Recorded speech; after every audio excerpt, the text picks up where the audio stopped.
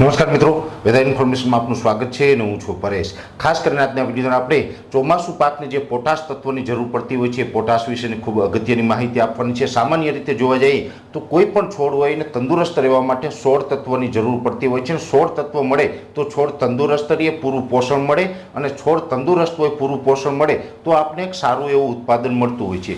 જે 16 તત્વોની અંદર ખાસ કરીને વાત કરવા જઈએ તો carbon, hydrogen, oxygen, nitrogen, phosphorus, potash, calcium, magnesium, sulphur, zinc, copper, boron, ferrous, manganese, chlorine, molybdenum વગેરે આ જે તમામ તત્વો છે જેની અંદર ફર્સ્ટ ગ્રેડ એટલે કે નાઇટ્રોજન, ફોસ્ફરસ, પોટાશ હોય અથવા તો સેકન્ડરી ન્યુટ્રિયન્ટમાં કેલ્શિયમ, મેગ્નેશિયમ, સલ્ફર હોય અથવા તો જે સૂક્ષ્મ તત્વો કહે છે જેને આપણે માઇક્રોન્યુટ્રન્સ કહેવાય છે જેની અંદર ઝીંક, કોપર, બોરોન, ફેરેસ આ બધા તત્વો આવતા હોય છે। આ તમામ તત્વો જ્યારે મળે ત્યારે છોડ તંદુરસ્ત રહેતો હોય છે। ઘણી વખત આપણે જો છાણિયું ખાતર કે બીજા કોઈ દેશી ખાતર આપતા હોય તો એની અંદરથી આ તમામ તત્વો કોઈને કોઈ પ્રમાણમાં મળી જતા હોય છે। ભલે પોઈન્ટના પ્રમાણમાં તો કોઈ અમુક તત્વો છે વધુ પ્રમાણમાં મળતા હોય છે પણ આ તત્વો છે ચોક્કસથી દેશી અથવા તો છાણિયા ખાતરમાંથી મળી જતા હોય છે। સામાન્ય રીતે દરેક ખેડૂત ભાઈઓ શું કરતા હોય છે કે જ્યારે પાયાના ખાતર તરીકે ડીએપી, એનપીકે જેવા ખાતરોનો વપરાશ કરતા હોય છે પાછળથી પણ પૂરક ખાતર તરીકે અમુક તત્વો છે એ આપતા હોય છે। ત્યારે હું આપને જણાવી દઉં જે પોટાશ છે એ ખૂબ અગત્યનો રોલ એનો હોય છે। સામાન્ય રીતે જોવા જઈએ તો જ્યારે પોટાશની જરૂર ક્યારે પડશે તો કે કોઈ પણ પાકની અંદર ફ્લાવરિંગ લાગી ગયું હોય અને એ ફ્લાવરિંગ લાગી ગયું હોય ત્યારે એ પાકને પોટાશની જરૂર પડે। પોટાશ છે એ ફ્લાવરિંગનું કદ વધારવામાં મદદ કરે છે, એનું વજન વધારવામાં મદદ કરે છે અને પોટાશ મળે એનાથી આપણું જે ઉત્પાદન છે એ પણ સારું એવું મળતું હોય છે। સામાન્ય રીતે પોટાશ અનેક પ્રકારના આપણે મળે છે। જો કે તમે દેશી ખાતર નાખતા હોય તો એની અંદર કોઈ બીજું કોઈ ખાતર આપવાની તમારે જરૂર નથી।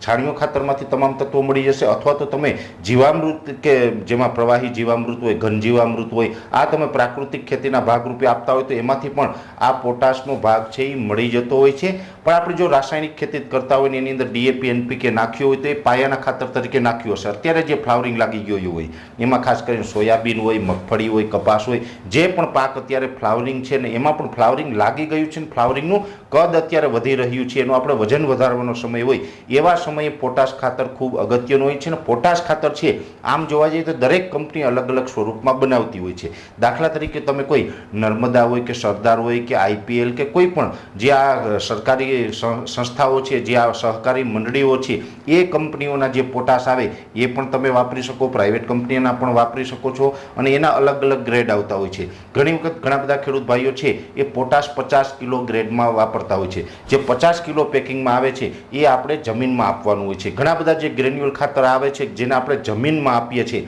જેને સોઇલ એપ્લિકેશન કહેવામાં આવે છે અને અમુક પોટાશ છે એ આપણે ઉપરથી પંપમાં ભરીને પણ છંટકાવ કરવાનો હોય જેને ફોલિયર સ્પ્રે કહેવામાં આવે છે। જો તમે જમીનમાં આપતા હોય તો પણ તમે આપી શકો। કોઈ પણ ઓર્ગેનિક પોટાશના સ્વરૂપમાં કોઈ ખાતર હોય કે જે જમીનમાં આપી શકો એ પણ આપી શકાય અથવા તો કેમિકલ જે તમે ખેતી કરતા હોય અને પોટાશ જે 50 કિલોની બેગમાં આવે છે એ પણ તમે આપી શકો। પણ જો તમે જમીનમાં એટલે કે સોઇલ એપ્લિકેશન તમારે આપવાનું હોય તો જમીનમાં ભેજ હોવો જરૂરી છે। જો ભેજ ન હોય તો પાછળથી પિયત આપવું પડે અથવા તો ફુવારા હાંકીને પણ કોઈ પણ રીતે એને ભેજ આપવો જરૂરી છે। જે ખાતરને તમે જમીનમાં આપ્યું છે એને પાણી અથવા તો કોઈ પણ પ્રકારે વરસાદનો કે ભેજ મળશે તો જ ઓગળે ને તો જ એ ખાતર કામ કરતું હોય છે।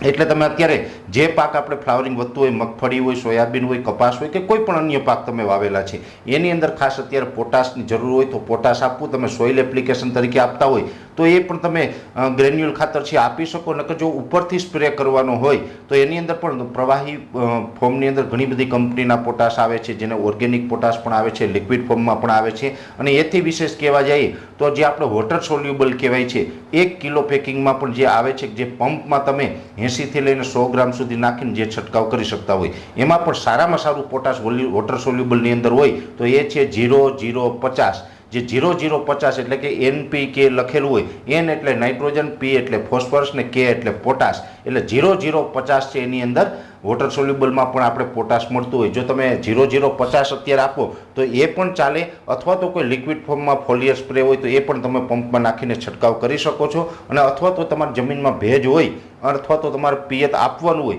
તો તમે ગ્રેન્યુઅલ સ્વરૂપમાં પણ પોટાશ આપી શકો છો। પણ ખાસ કરીને દરેક ખેડૂત ભાઈઓએ અહીંયા નોંધ લેવાની છે કે આપણે કોઈ પણ પાક હોય ફ્લાવરિંગ લાગી ગયું, ફ્લાવરિંગનું કદ વધતું હોય, ફ્લાવરિંગનું વજન વધારવાનું હોય આ સમયે કોઈ પણ છોડને પોટાશ તત્વોની જરૂર પડતી હોય છે જે ઘણા બધા ખેડૂતો છે એ કોઈ પ્રકારે આપતા નથી। તો દરેક ખેડૂત ભાઈઓને મારી એ ભલામણ છે કે પોટાશ તત્વની જરૂર પડે છે અને પોટાશ આપવું જોઈએ. એમાં પણ ખાસ કરીને અત્યારનો જે સમય છે એ પોટાશ આપવાનો સમય મોટા ભાગના આમ જોવા જઈએ તો ઘણા બધા પાક છે અત્યારે તૈયાર થઈ ગયા છે, હાર્વેસ્ટિંગ થઈ રહ્યા છે અથવા તો થવાના હશે, એમાં નહીં. પણ જે હજી પાક છે એ 20 દિવસથી લઈને 30 દિવસ ઊભે એમ છે, એવા પાકની અંદર હજી તમે પોટાશ તત્વો છે એ આપી શકો છો. ને અત્યારે મોટા ભાગના પાક એવા છે કે જે પાક છે 20 થી 30 દિવસ ઊભે એમ છે. એટલે અત્યારે મોટા ભાગના ખેડૂતોને આ પોટાશ આપવાની જરૂર હોય છે. તમે કોઈ પણ કંપનીનું આપો, તમે જોઈ કે સરકારી કંપનીનું આપો, પ્રાઇવેટ કંપનીનું તમે સોઇલ એપ્લિકેશન આપો અથવા તો ઉપરથી છંટકાવ કરવાનું હોય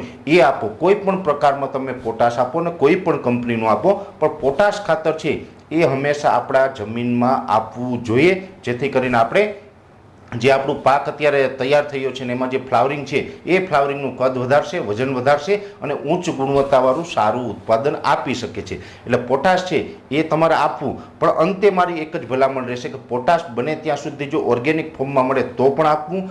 ભલે તમે વોટર સોલ્યુબલ આપતા હોય, સોઇલ એપ્લિકેશન આપતા હોય તો પણ ચાલે. અને જો તમે છાણિયું ખાતર જમીનમાં ભરેલું હોય તો તમારે કોઈ જરૂર નથી, અથવા તો તમે જીવામૃત રેગ્યુલર આપતા હોય તો પણ તમારે કોઈ રાસાયણિક ખાતર આપવાની જરૂર નથી. રાસાયણિક ખાતર છે એ તો જે ખેડૂત પાસે બીજો કોઈ વિકલ્પ નથી અને ફરજિયાતપણે રાસાયણિક આપવું પડે એમ છે, પોતે પશુપાલન ન કરતા હોય અથવા તો ઘરના માણસો છે ખેતી ન કરતા હોય ને મજૂર પાસે જ કામ કરાવવું હોય તો મજબૂરીમાં પછી રાસાયણિક ખેતી કરવી પડતી હોય છે. અને એવા ખેડૂત ભાઈઓ આપે તો એ વાત અલગ છે. બને ત્યાં સુધી રાસાયણિક ખાતરને વપરાશ છે ટાળવો ને આપણે ઓર્ગેનિક તરફ આવવું. છતાં પણ તમે રાસાયણિક ખાતર વાપરતા હોય તો પણ તમારે પોટાશ આપવાનું, ઓર્ગેનિક ખેતી કરતા હોય તો પણ પોટાશ તત્વો મળે એવા પ્રયત્ન કરવા જોઈએ. એટલે ખાસ કરીને આજના વિડીયો અંદર એક જ મેસેજ આપવાનો હતો કે ચોમાસું પાક અત્યારે પોટાશની પરિસ્થિતિમાં આવ્યો છે તો અત્યારે એ પાકને અત્યારે પોટાશ આપવું જોઈએ. વિશેષ માહિતી છે આવતીકાલના વિડીયોની અંદર આપવામાં આવશે. અત્યારે આ વિડીયોની અંદર એટલું જ. અંતમાં દરેક મિત્રોને વિનંતી રહેશે કે વિડીયોને લાઈક આપીને દરેક ગ્રુપમાં શેર કરી દેવો. હાલ રજા આપશો. ધન્યવાદ.